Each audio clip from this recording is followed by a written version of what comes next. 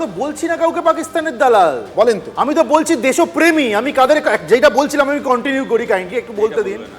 বিষয়টা হচ্ছে যখন ইন্দ্রানুজ রয়ের মতো একদম সেলফ প্রোক্লেম মাওয়িস্টরা রাস্তায় নেমে বলে কিসের ভারত, তাদেরকে গণতন্ত্রের প্রতীক মনে করে মোহাম্মদ সেলিমের মতো মূলস্রোতের বামপন্থী নেতারা।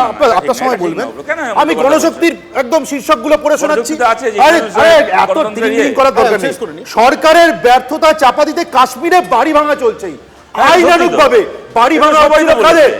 জঙ্গিদের বাড়ি ভাঙা হচ্ছিল। আরে নিজেরাই বলছো পাকিস্তানের জঙ্গি, তার বাড়িটা কাশ্মীরে হচ্ছে। আসলে আমাদের জঙ্গিটা পাকিস্তানের বাড়িটা কাশ্মীরে হচ্ছে 28 এপ্রিল।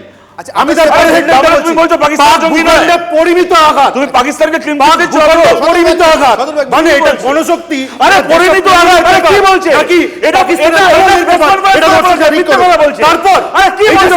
শুনুন, পরিমিত শব্দটা সেনার পক্ষ থেকে যুদ্ধ, সেনার পক্ষ থেকে যুদ্ধ। কি নিজেরা চলে এসেছে। আরে ভারত বলছে, আমি বলছি এটা দেশপ্রেমিক। আরে পরিমিত শব্দটা পাকিস্তানের প্রেমিক। আর্মির পক্ষ থেকে যারা মনে করে গণতন্ত্রের